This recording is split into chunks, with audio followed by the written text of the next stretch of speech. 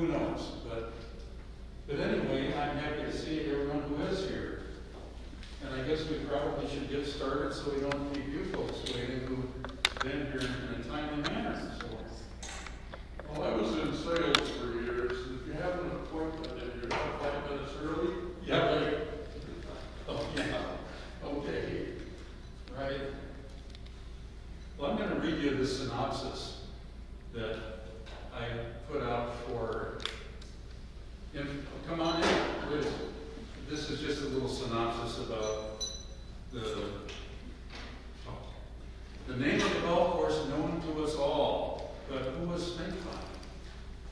The Finkbine name impacted other parts of the University of Iowa, besides the golf course, influenced greater Iowa City, the state of Iowa, and beyond. This is the story of an Iowa Finkbine family.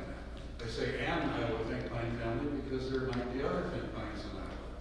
I know there aren't in the country, anyway. So, by way of introduction, here's a quote. Finkbine Field, the university's golf course, will be officially opened on Friday, October 16. Thus began an article in the Iowa State Press Citizen on October 2nd, 1925. This is probably the most widely seen photograph of Uncle Billy, as he sometimes referenced himself as Finkbine.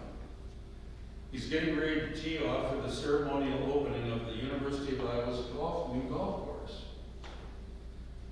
In what other contexts do we know the Finkbine name? Anybody? Yes?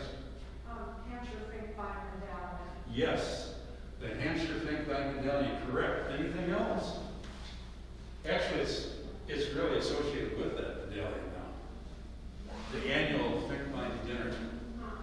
And that's the time, I believe, at which the medallions are given out, the awards. What are the awards for? They're awards for outstanding students, as it is how it began, and now also faculty members and alumni. And I'll get to that near the end as far as how they kind of award that, or to whom. Tom, do you want to turn your mic on? Again, please? Your mic on. Oh, it's not. Thank you. See, I need my helper here to remind me. Let's see, that's better. Good.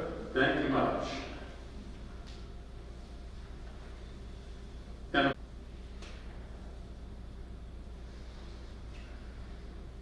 in the English language, fink is slang for a person held in contempt, an unpleasant person. We used to refer to someone as a rat fink. Did any of you remember that? Yeah. Often in jest, right? Years ago, I didn't know of anyone named Fink or have Fink in his or her name. So when I first heard of a person named Fink, I thought the name was a little strange. I say this with all due respect for anyone who has Fink as part of his or her name. And later I learned there was a Fink's cigar store in the old St. James Hotel in downtown Iowa City. That's one that burned down years ago, back around 1900.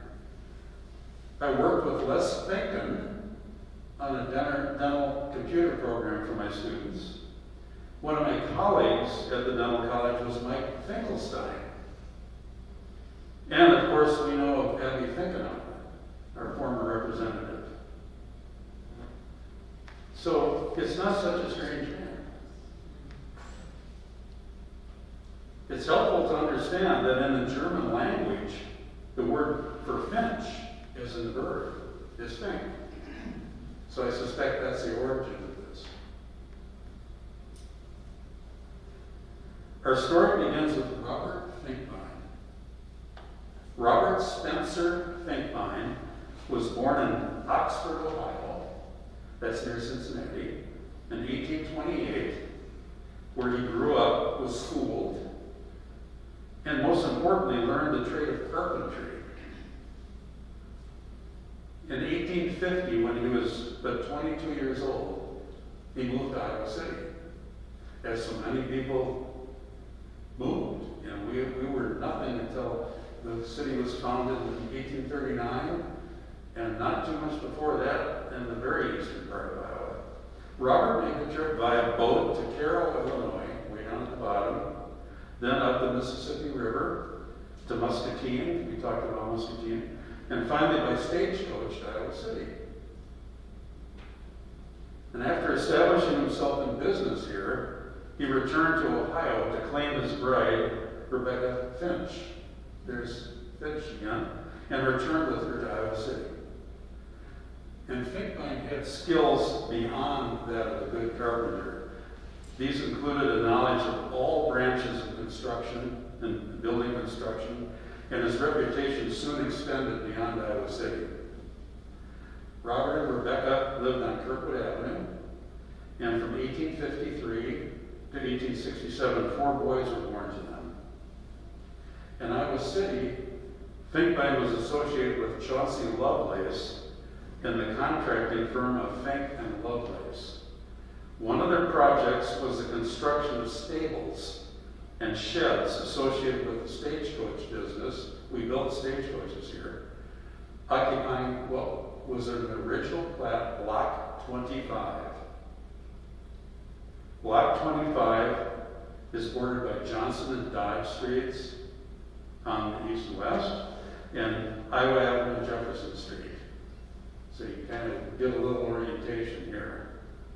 The southeast corner of the block is occupied by a familiar building.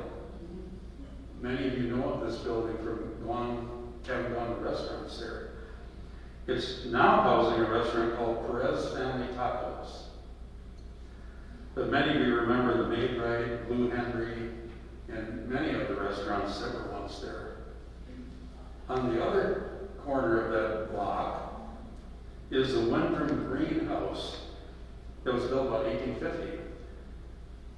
And some think it was once a stagecoach stop, which is not surprising since that whole block was associated with the building of stagecoaches and harnesses.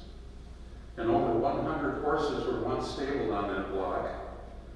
In fact, Iowa City was once on about 14 stagecoach routes. Cheryl Mullenbach wrote that in the decade of 1850s, little boys dreamed of becoming stagecoach drivers when they grew up. In our day, little boys wanted to become policemen or firemen, didn't they? And even after the arrival of the railroad in Iowa City in 1856, stagecoaches continued to course through Iowa until about 1970. I'm sorry, 1870.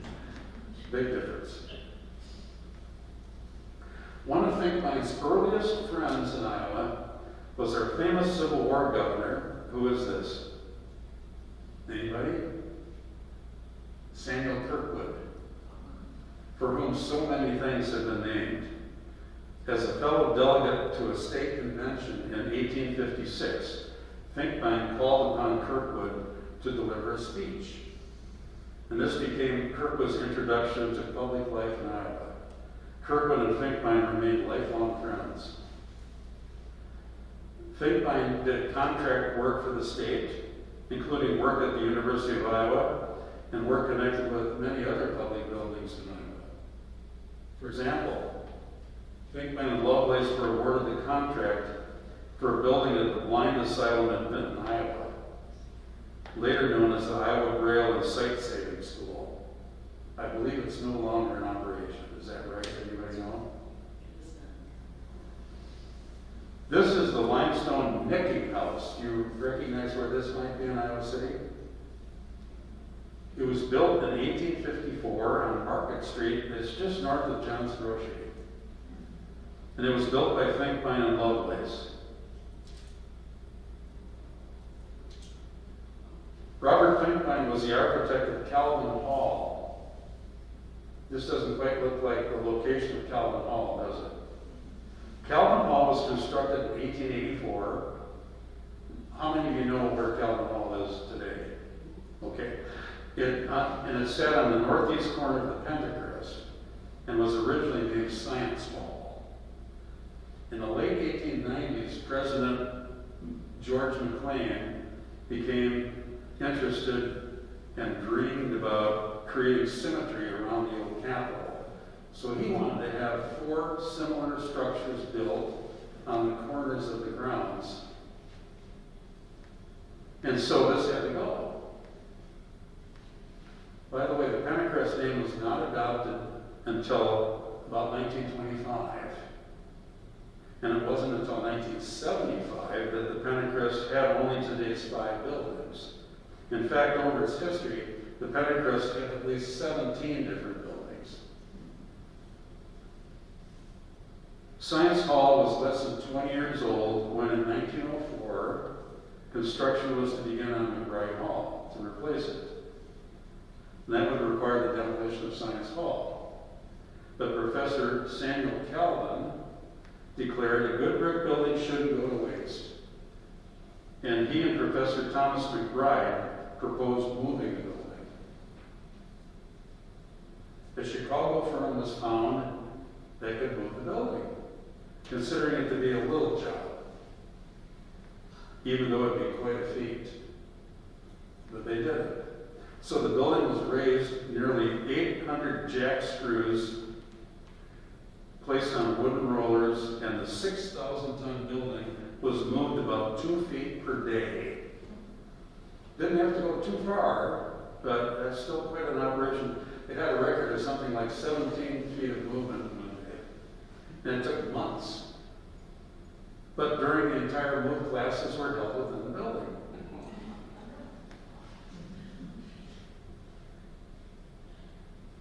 So in 1905, Science Hall was moved to the northwest and rotated into position on Jefferson Street, where it stands today. And in 1964, it was renamed Cauldron Hall.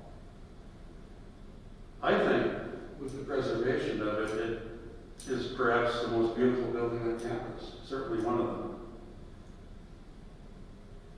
Here's another old university building that no one would recognize here.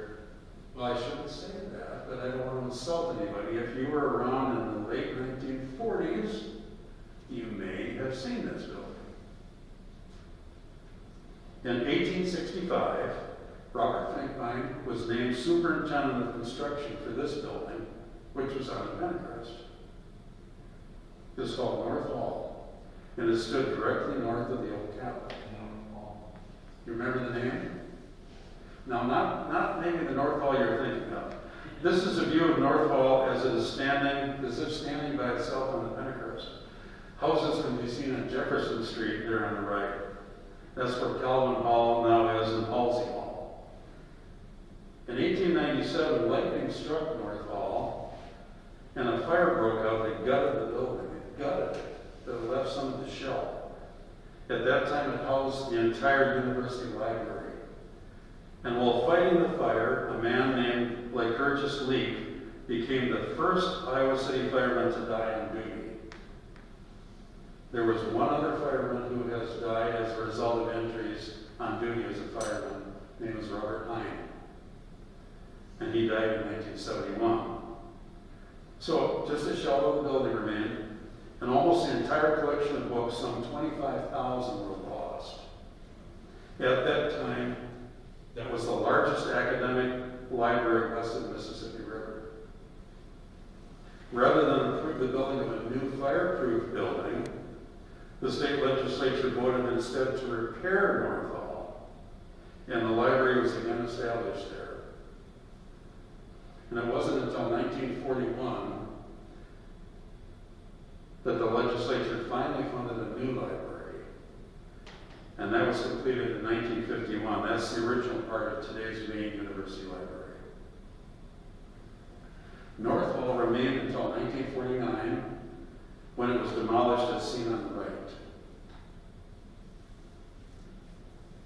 Old North Hall is not to be confused with today's North Hall, which sits about 3 blocks farther to the north along the Tian Cleary Walkway.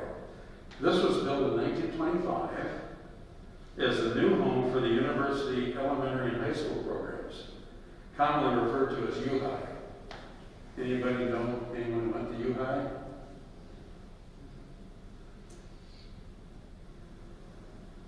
Robert Finkbine designed this 1877 structure in Iowa City, downtown Iowa City.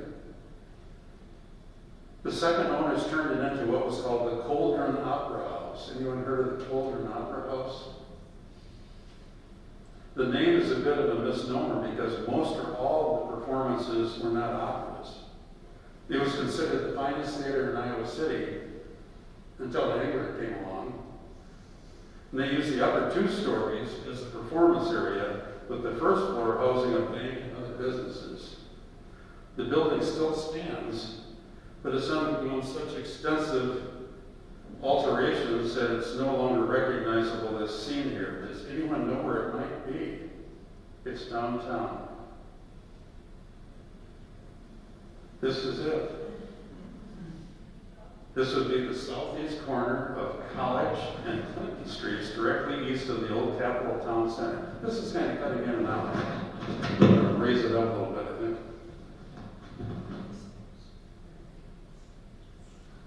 You wouldn't know it, would you? Still not too good.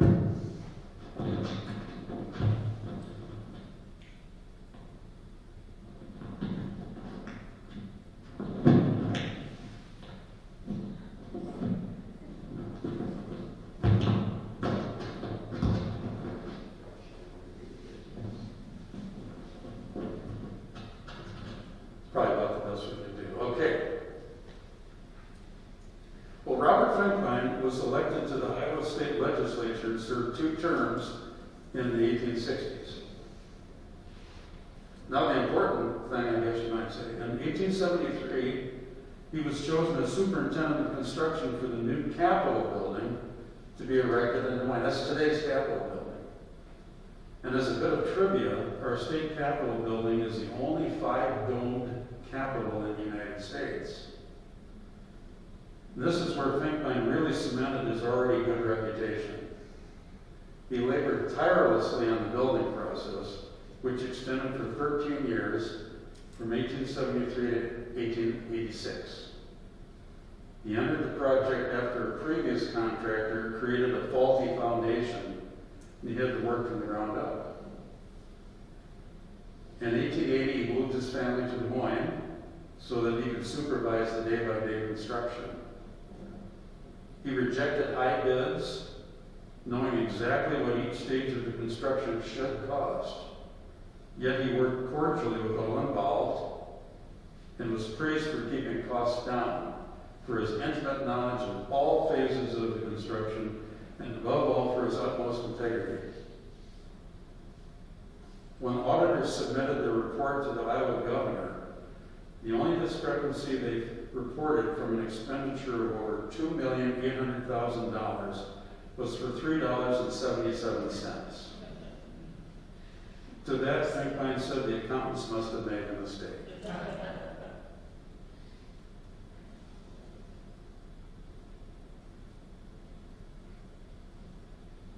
Finkbine was against the gilding of the dome, thinking it a bit frivolous and a waste of funds. But fortunately for those who appreciate the Golden Dome, it was gilded and remains so today. Robert Finkbine died in 1901 at the age of 73. From his obituary in the Iowa State Register, I found this, quote, Mr. Finkbine was interested in the Green Bay Lumber Company and had other property. He was not a wealthy man in the recent sense, but was well-to-do. I suppose comparing him to the Rockefellers and so forth, but I imagine he was a man of some means. Just what was meant by interested in this lumber company, I don't know.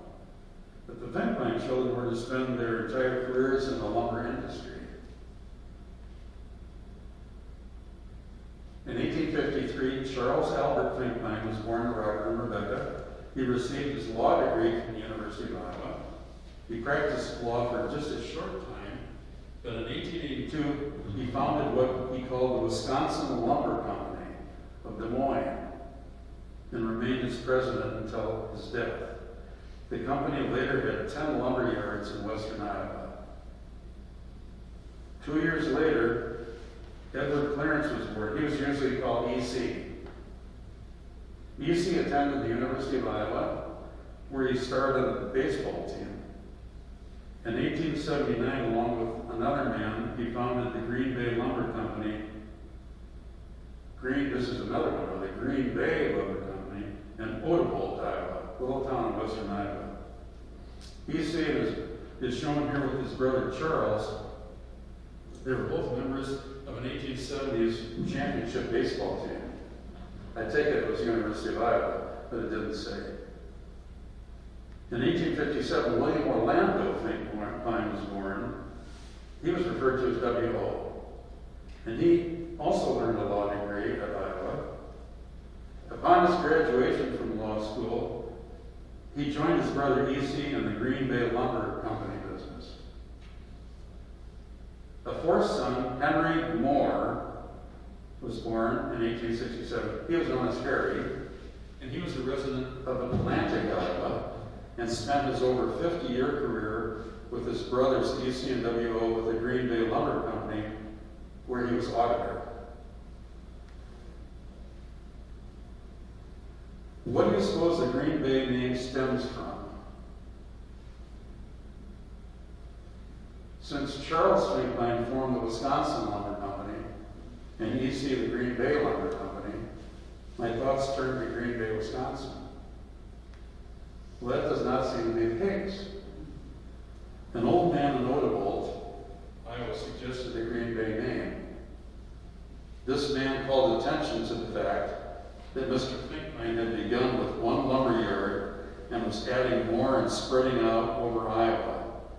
This suggested to the man the name of Green Bay because of a passage in one of the Psalms where it mentions spreading himself like a green bay tree. Interesting. Why was Odebolt chosen? It had only about 600 people in 1880. Today it has less than 1,000. E.C. and W.O. were together in the lumber business for nearly 50 years, and they expanded to a network of about 50 lumber yards throughout western Iowa. In other ventures, they accumulated great wealth in minerals and in sand and gravel sales. The brothers also owned a 17,000-acre wheat farm in Canada. E.C. once said he was a businessman who, quote, didn't like to work at a desk. He found his greatest diversion on golf courses, and he was a member of the Des Moines Club and Wakanda Club. In 1901, W.O. and E.C., with a man named Guild, founded the Finkbine Lumber Company, later called Finkbine Guild. They purchased 25,000 acres of timberland in southern Mississippi to harvest and market the virgin stands of what were called Longleaf pine trees. Here's the location of the timberland shown within the borders of Mississippi. Sawmills were established and railroad spur lines were laid into the logging areas. The company shipped the milled lumber both domestically and exported some of it. They built a company store, school, church, YMCA, barber shop, post office and doctor's office, and a company town they established, a town they called Finkbine. But after World War I began in 1914, the export lumber business was lost because the greater part, this is cutting in and out, because the greater part of the timber had been sold to Germany and Belgium. This map shows the range of the longleaf pine forests. Wood from these trees was valuable because it was straight and durable.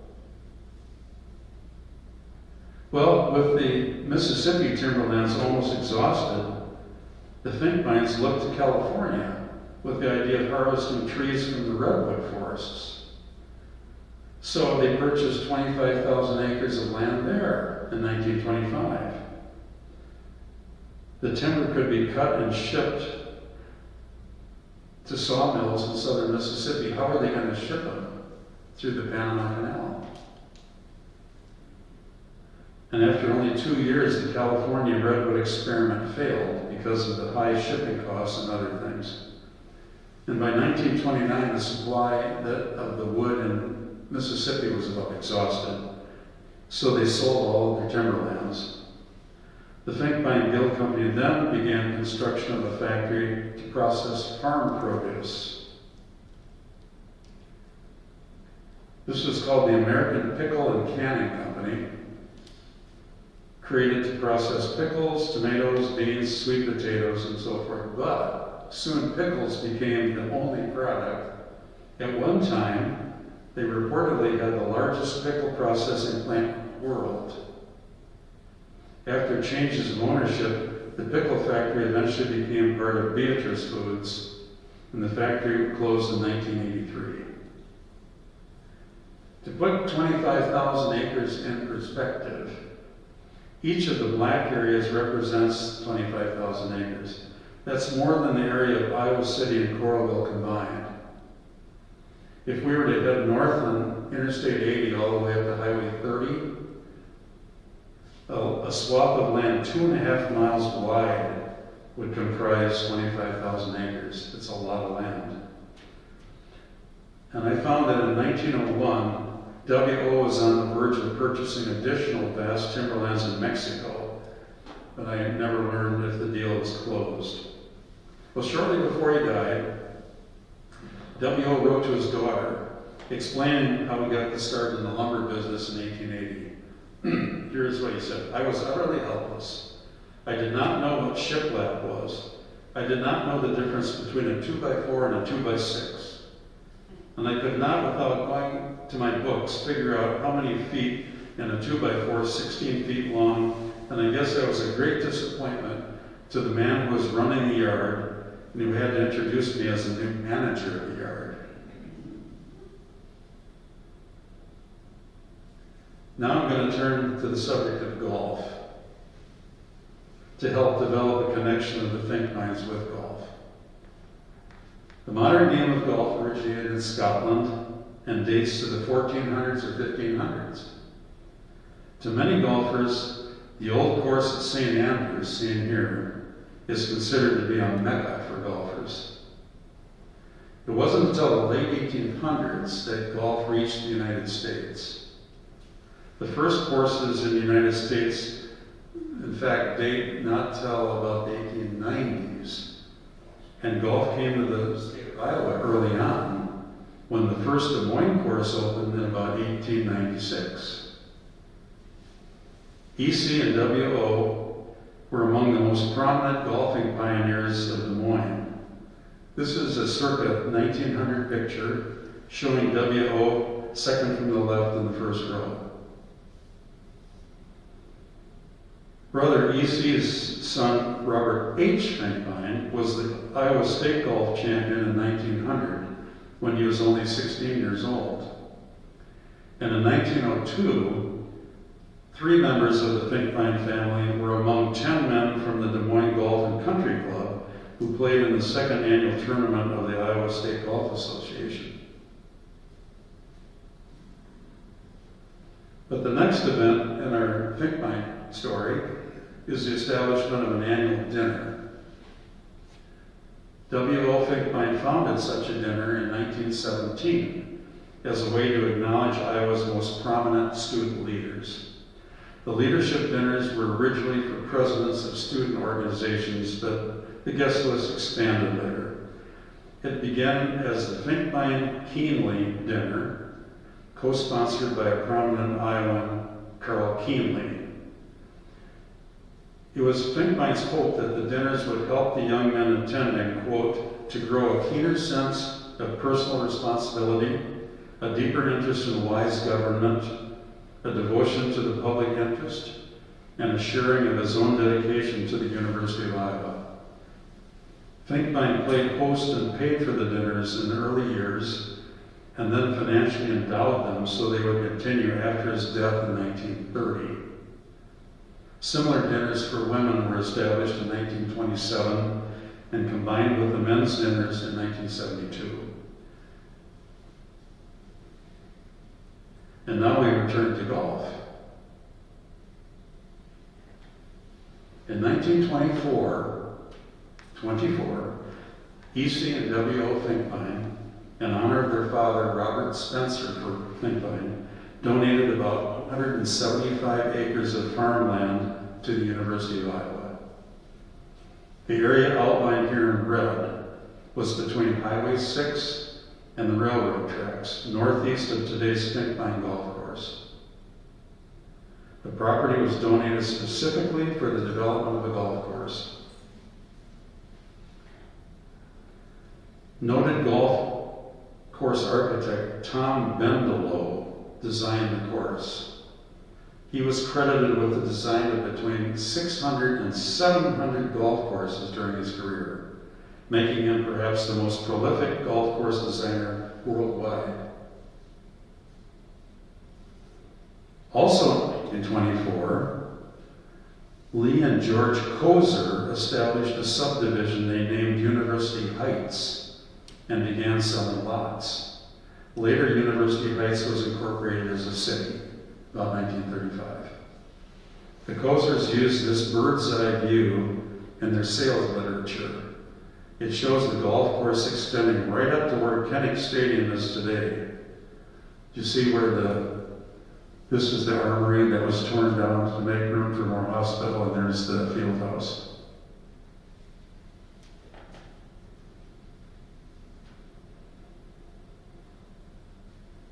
The Kozer brothers appropriately named one of their streets University Heights.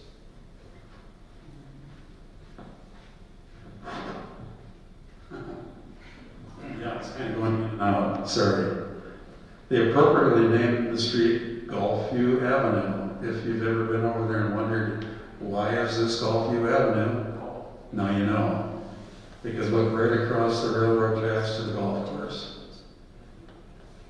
The 18-hole golf course, at first simply called the golf course, or West Side Field, received the official name of Finkbine Field right away in 1925. These early photos show golf team members wearing neckties and knickers, and part of the golf course that is quite undulating.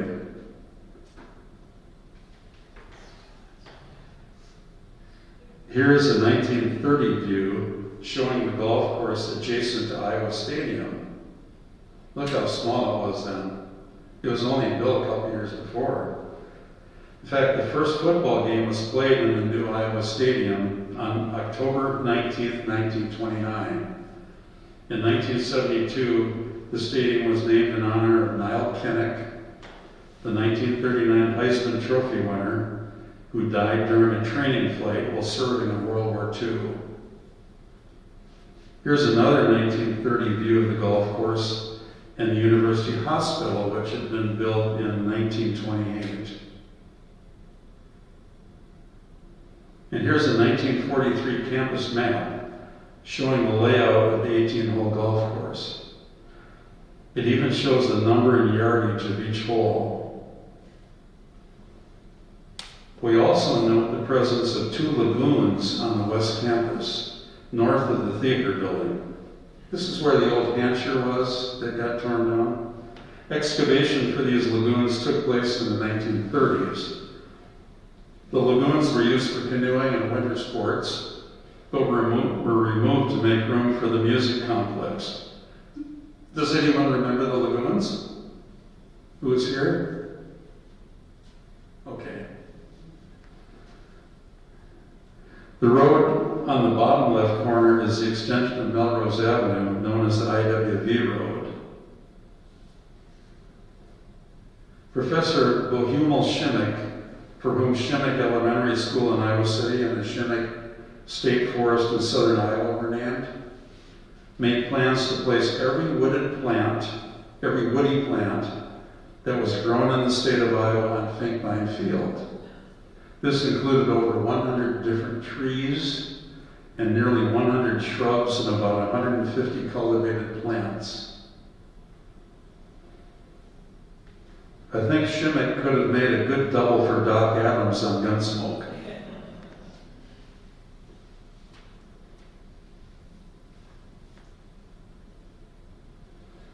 In 1946, a plan was made to place 143 barracks buildings, old army barracks that they shipped in, adjacent to the golf course, and they would become Finkbine Park, housing for married veteran students and their families. Barracks were installed at 12 university locations to help alleviate the housing shortage. A 1946 newspaper story declared the barrack village was spreading on Finkbine Golf Course. Part of the golf course had to be reconfigured as a result of the barracks placement. Here's a great aerial view showing Finkbine Park. This is now where the dental college is, right here, and the parking lot right there. Anybody remember any of these barracks? We lived in it. Fantastic. That's great. I was going to ask that, but I had that question noted. I have another presentation on the temporary housing, just the whole presentation. That's great. Which one did you live in? On Finkbine, in Finkbine Park. Where the dental college is now. Great. This was the largest conglomeration of temporary barracks on campus. And there were also 2 sites where there were trailers, and one area where there were Quonset huts. That was a minor part of the deal, the Quonset huts. Mostly barracks at all these different locations. So you remember this very well. I'm glad to hear that. That's very interesting. Well, most of the eastern portion of the golf course, wait a minute. I'm sorry. Yeah, okay, so what happened after that was that we had further intrusion on the golf course, because here's the other area called Stadium Park. See right by Kinnick? And also a football practice field and things, and so this 9-hole portion of the course was getting crowded out. This was in 1946. Well, by 1950, the decision was made to create a new golf course, and so a tract of land was purchased, about 270 acres in this case. It was purchased entirely with athletic funds. It was emphasized that the new course would be paid entirely by those funds from athletic ticket receipts with no state funds to be used. And this new course would be built southwest of the original course, situated between Melrose and the railroad tracks. Note that because of being on former farmland, the course displays an almost complete absence of trees. But how many years have we had since then? 1955. That's a lot. We have beautiful trees on Finkbine now.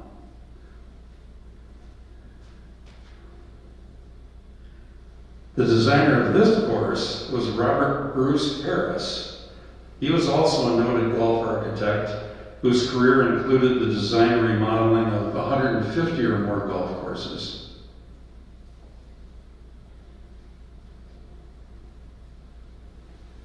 In April 1955, as the new 18-hole course was almost completed, the remaining west portion of the old course, some call it Lower Finkbine or North Finkbine, reduced now to only 9 holes, was open for play for the 1955 season.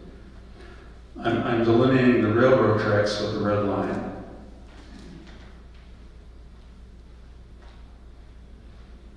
In mid-July of 1955, the new Finkbine was open for play. It wasn't the formal opening. That was going to be in the next season in '56. But the athletic director said, quote, that it is good to play on a new course rather than let it sit idle. The playing on it this year will help pack the ground and shape up the course for next year. One of the unique features of the new Finkbine course, as someone here knows very well, is hole number 13. The water hole, which plays as a choice of 2 holes, with both greens on the peninsulas extending into a small lake. Soon it was dubbed Davy Jones's Locker.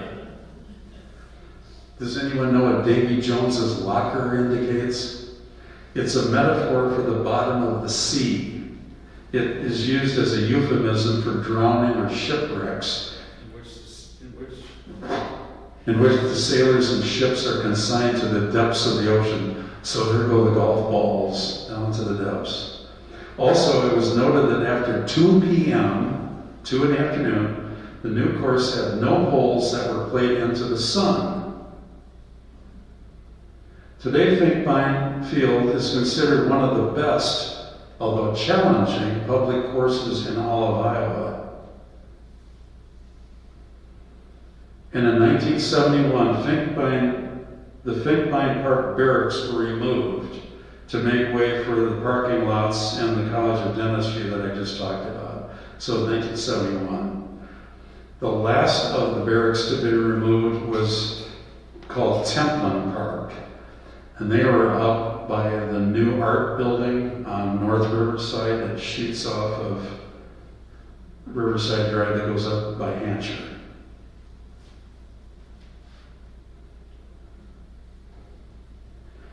Well, the lower Finkbine 9-hole golf course was later abandoned and gave way to today's Iowa softball and track and field complex. Did you play on this old course at all? Called North Finkbine, Lower Finkbine, okay.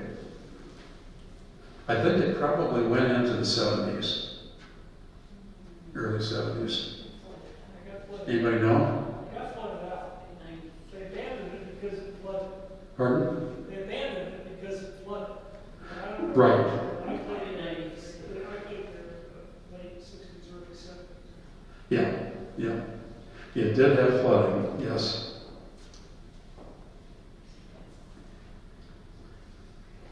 The Hampshire Finkbine Medallion was established in 1964, named for W.O. Finkbine and Virgil M. Hampshire, who was the president of the university for 24 years. The first medallion was awarded 2 years later. They are awarded each year to 2 outstanding undergraduate students, 2 graduate students, 1 faculty member, and 1 alumnus. To be awarded a Hampshire Finkbine Medallion is to receive one of the most prestigious awards bestowed by the university. How many remember the Amana VIP tournament? It was conceived during a conversation on a Florida golf course, the brainchild of Amana Refrigeration founder George Forstner and PGA Tour veteran Julius Boros. They planned to bring together PGA professionals, stars of the entertainment world, and award-winning Amana distributors and dealers. It would be held for 23 years on the Finkbine course. But the first Amana VIP was held in West Virginia without spectators. Then Iowa Athletic Director Forrest Evashevsky, the one before Montpelier, suggested bringing the tournament to Iowa City, and it was moved here, and in 1968 it was held until 1990. Mickey Mantle, Joe DiMaggio, Roger Maris, Stan Musial, famous baseball players showed up. Entertainers such as Dinah Shore, Glenn Campbell, Roy Clark. Even Gerald R. Ford made an appearance. But one amusing happening was what I will call the Billy Martin incident. New York Yankees owner George Steinbrenner and Billy Martin were at odds over the years. Billy Martin was the Yankees manager during interrupted intervals. And in 1979, when Martin was in the VIP tournament, while not manager of the Yankees, Steinbrenner called the Finkbine clubhouse and demanded that Martin be pulled off the golf course so he could be rehired as manager. Didn't want him to finish the game, I guess. Martin was eventually removed from the course on hole number 13 and taken to a helicopter and eventually to New York City. Proceeds from the VIP went to the University of Iowa Scholarship Fund. The Finkbines were a generous family. During Iowa homecomings, W.O. frequently paid to bring groups to the university in a special railroad car from Des Moines.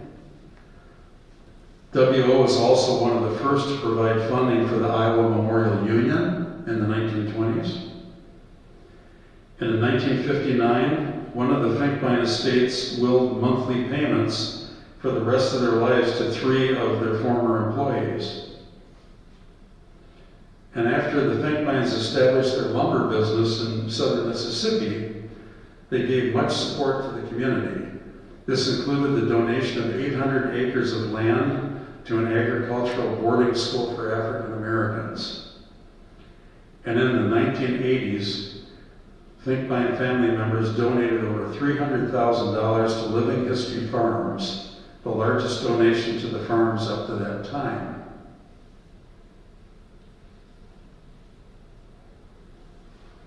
Collectively, the Finkbines left their mark in many parts of Iowa, and this included gestures of their generosity. Our wonderful Finkbine golf course is named in their honor, although its land was not part of the original Finkbine donation. The patriarch of the Finkbine family, Robert Spencer, built his reputation on his keen ability in the building trade and his high integrity. Evidence points to the fact that his sons, the apples, did not fall far from the tree. In 1930, a memorial given to no other alumnus of the university up to that time was created for W.O. Finkbine in the form of this oil painting. The Finkbines should be remembered for their lifetime of deeds more than just for a golf course. Thank you.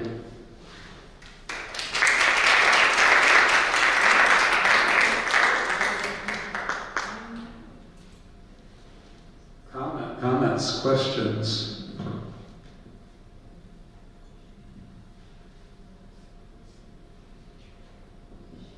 How many thought that the Finkbine that we have today was the only one?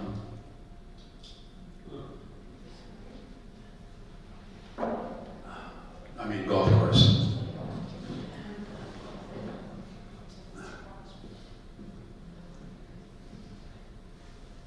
Yes, yes, please. Well, I just wanted to say that I didn't know any of this, and I thought it was really interesting. Have you been in Iowa City long? 30 years, but Oh, okay. not a golfer. Yeah, okay, good. I mainly thought of Finkbine through the Hampshire Finkbine medallion. Right. So I'm not a golfer. Sure. So, but I found it very, very interesting in the fact that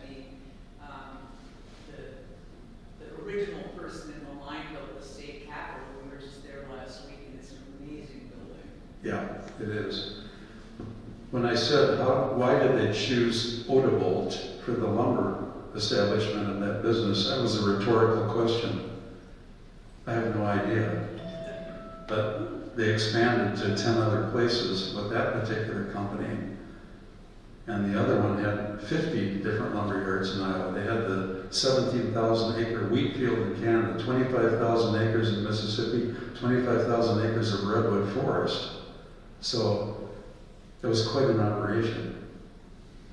Yes? Finkbine have any other land in Iowa City outside of what it donated? I haven't read of any. They lived on Kirkwood Avenue. I don't know if the house is still there. I assume it probably is, but I don't know where on Kirkwood. It's a fascinating family. They used to build beautiful buildings. Today we build glass and metal. Yeah, right. Like Calvin Hall, I think, is a beautiful building from 1884 that they moved.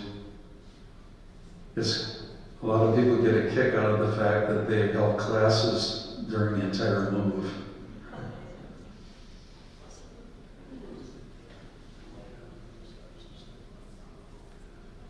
You asked if anyone remembers there being more Finkbine. If I remember correctly, in the 1950s, there was a lower Finkbine and an upper Finkbine. Yes. Because we used to play the lower Finkbine, it was next to the street that goes through Coralville. I think it was Highway 6, past the VA hospital. Here, I'll find it for you.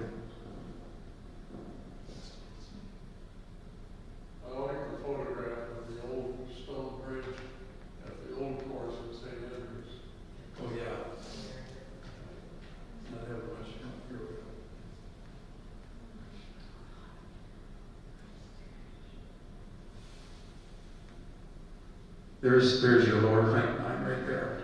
That's where he played. Nice window. You have to put Looks it like the Wells Fargo Bank again. you have to put it in the present mode again. Pardon? You have to put it in present.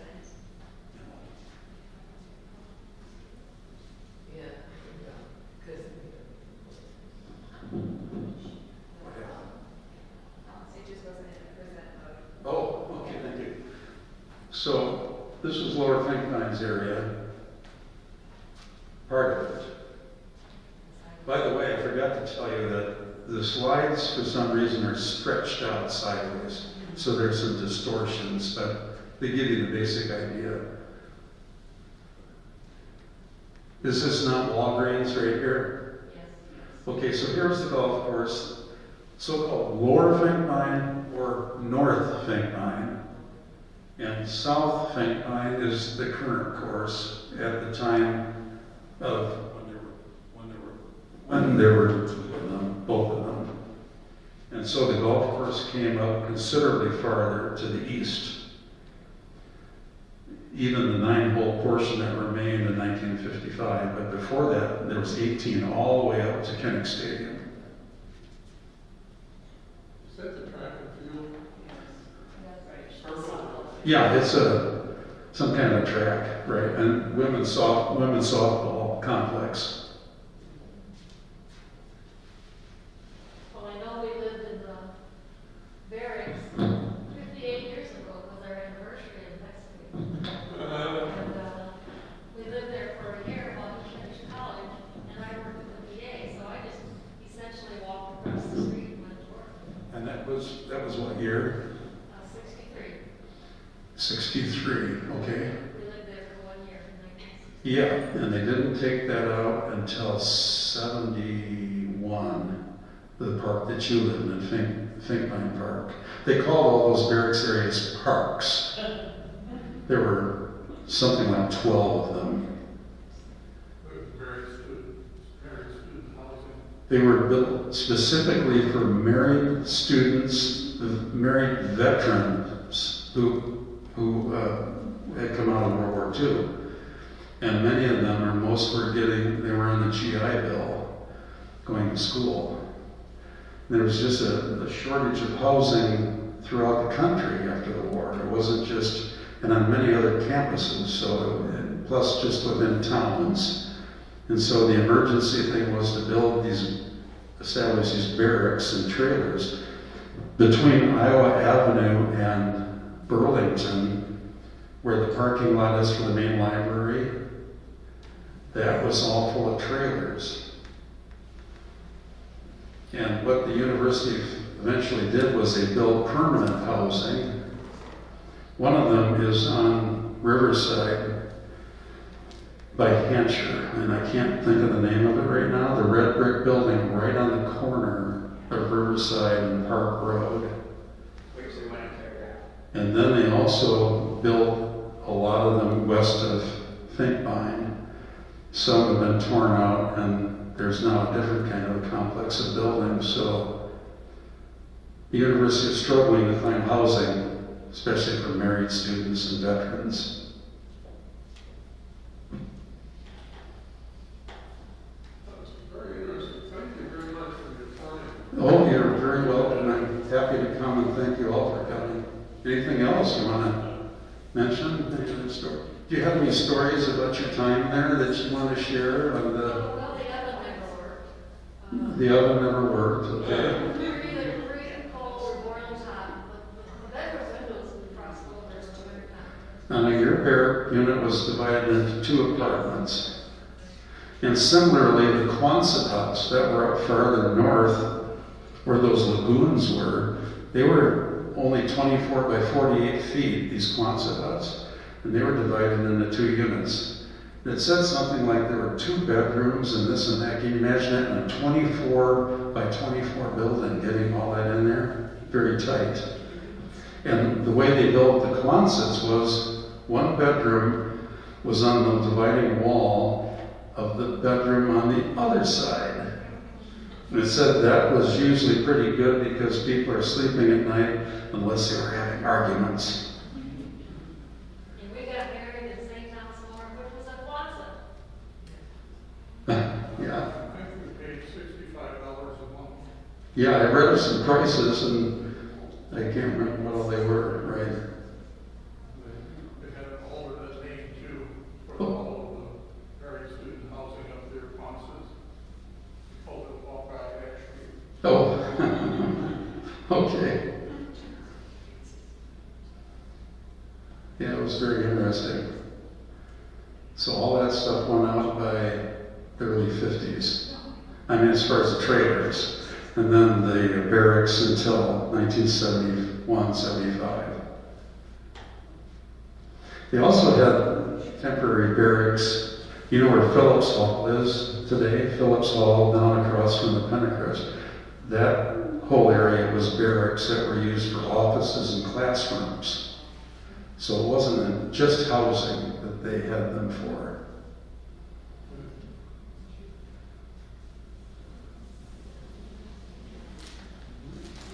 Well, thanks for bearing with me. You probably wondered when were we ever going to get to the golf course. But I hope it wasn't too much background as far as, but I think it's pretty fascinating what the Finkbine family was all about.